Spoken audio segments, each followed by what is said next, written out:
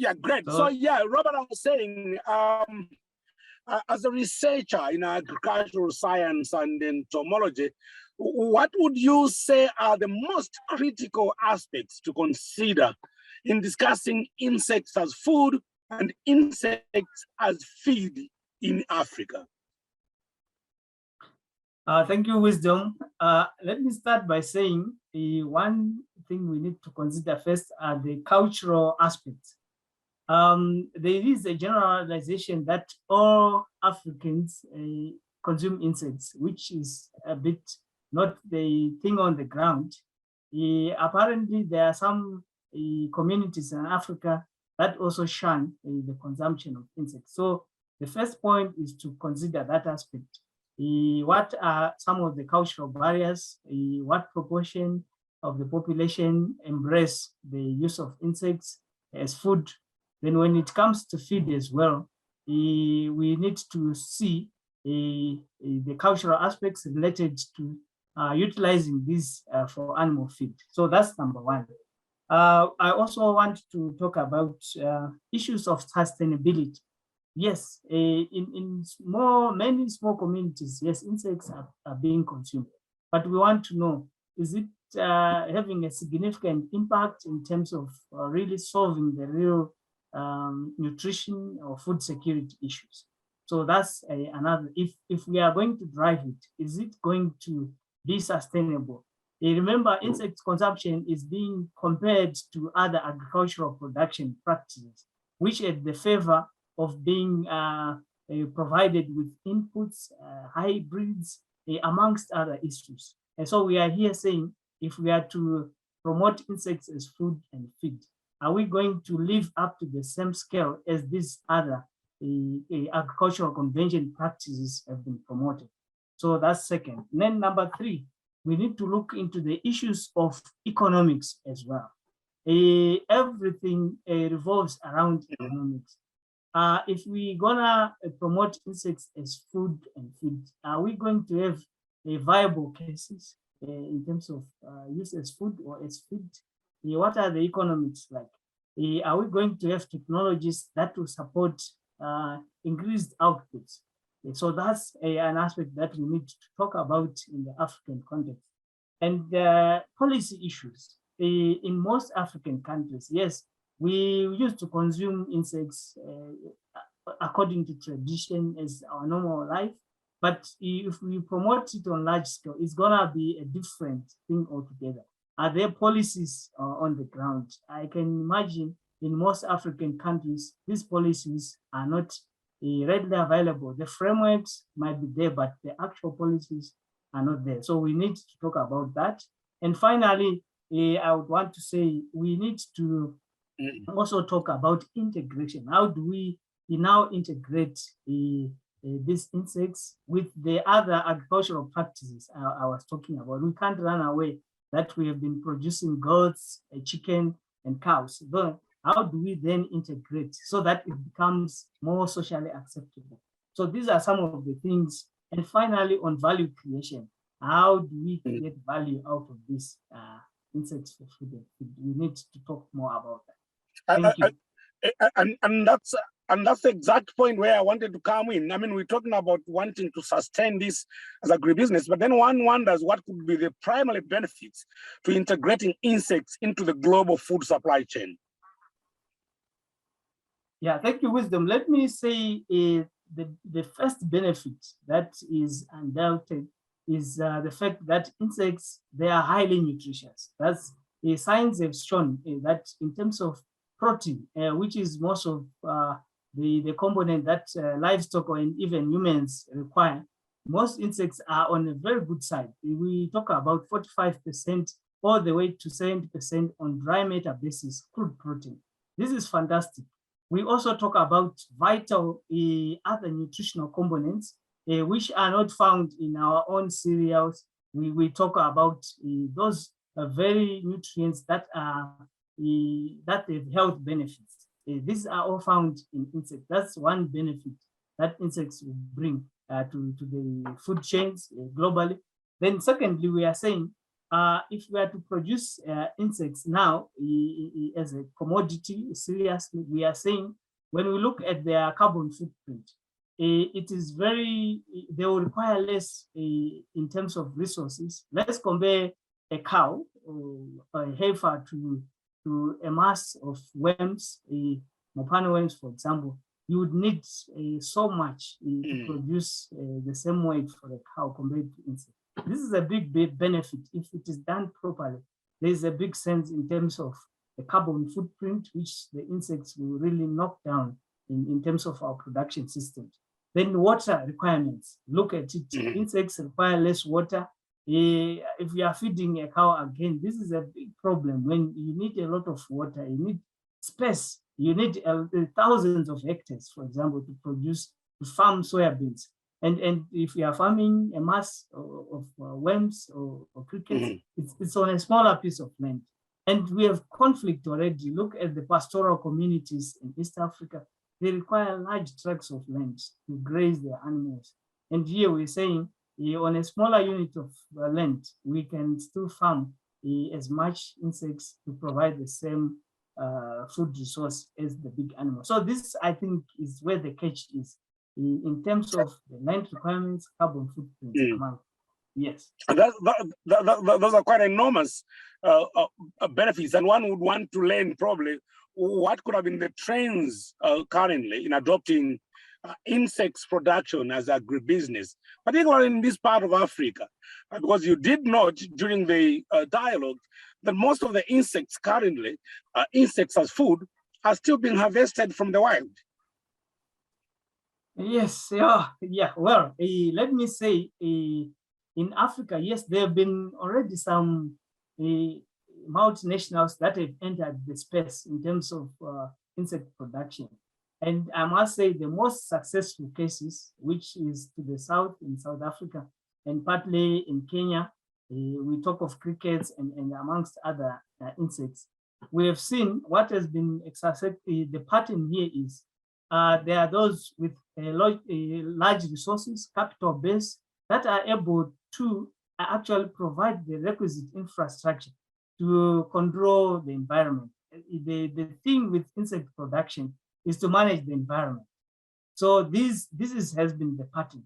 There have been a lot of small scale players who have tried to enter into the space, but because of trial and error, they've faced a lot of challenges in terms of the production scale, because they are not able to control the environment, they are not able to provide the requisite environment and the structure, the infrastructure.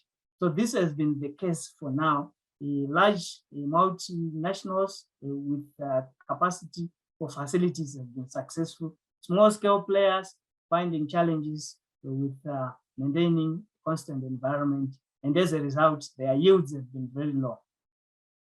You did talk about the issue of generational, differences earlier on, and it does appear, obviously, it does appear in Africa that insects as food is much more acceptable to the older generation, and one wonders what is it that we can do to increase this acceptance, particularly among the youth, as a way of sustaining the sector as a business and, of course, a source of nutrition.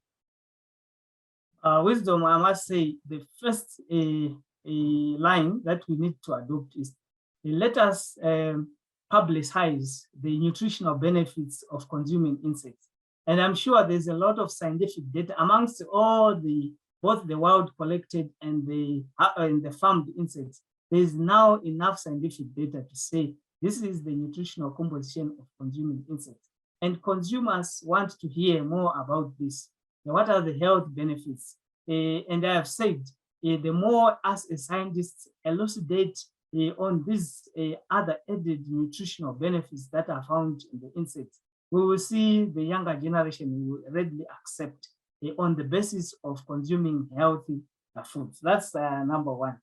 Then number two, we need now to see food has to be more appealing. Yes, the old didn't experiment much on the way the food looks, the way it tastes and smells. So we need to go an extra mile, make some food products, these exciting, and more appealing to the young who are used to Western kind of food stuff. So that's the second part. And thirdly, let us also use the modern advertising forms to promote insects as food. It is also cool when it comes to WhatsApp or to Twitter. I think the young also try to associate with it. It can change their attitude. And then finally, let me say, we also need to involve the stakeholders in the food industry. They are very good at making food, how it appeals. Let's work with them, and then they will help us to come up with innovative products that are more appealing to the consumers. Yes, you've talked about stakeholders in the food industry, but what could be other partners needed for us to secure these needed levels of acceptance across generations? Yeah, just to expand on the stakeholders in the food industry, we start by those that are close to the consumers. We look at things like chefs. Yeah, those are very critical. They can help us to formulate these innovative products. We are also looking at food processors. They can also know what to add, how to, in what form the insects can be translated into so that it becomes more acceptable to the consumers.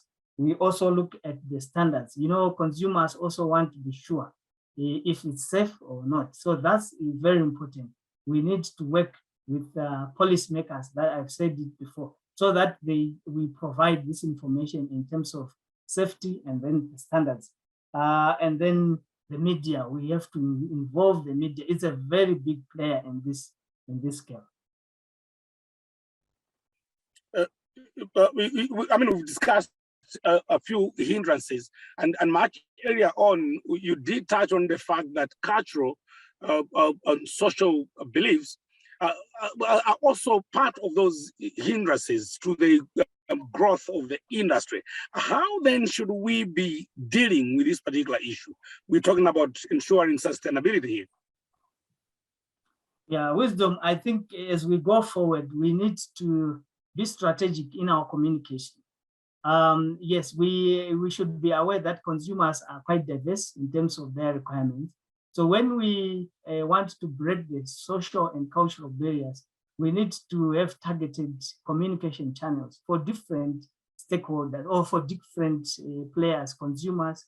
So if we know that a certain society does not eat a particular kind of insects, we develop packages suitable for them. And I'm sure it's a case-by-case scenario, but the first point is to have targeted communication for different target groups. Then we also need to highlight the fact that let us emphasize the fact that insects are an option amongst the other available food resources. Our message has to be very clear so that people don't already negate what we are trying to communicate.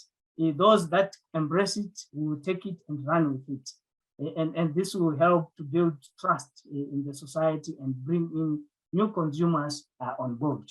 Then we also need to use cultural ambassadors. And I'm sure for those who accept, let us use them to promote use of insects as food and use of insects as feed.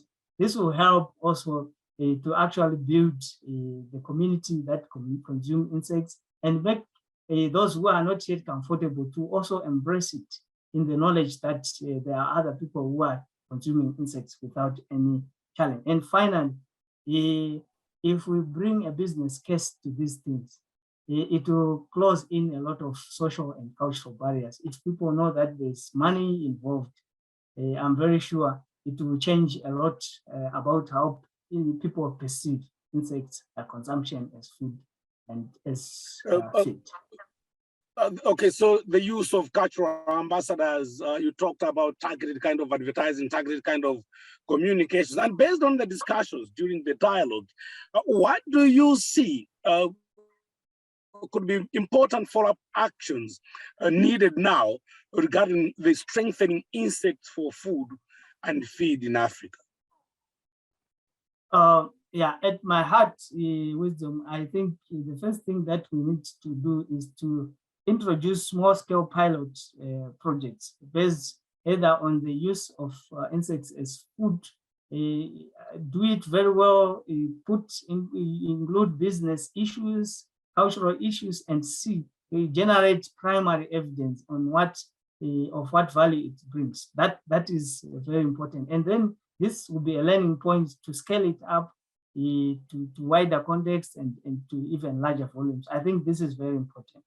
Then we also need to also initiate discussions with the policymakers, because once we have been successful even in demonstrating that this is viable economy, then there's a small barrier when it comes to policy. Remember, we need standards and so forth.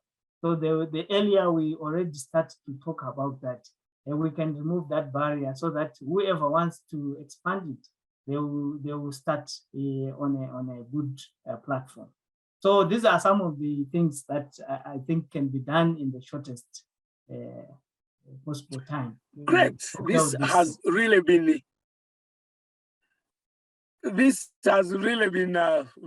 very, very enlightening, Robert. And once again, we want to appreciate your time. Thank you, Wisdom.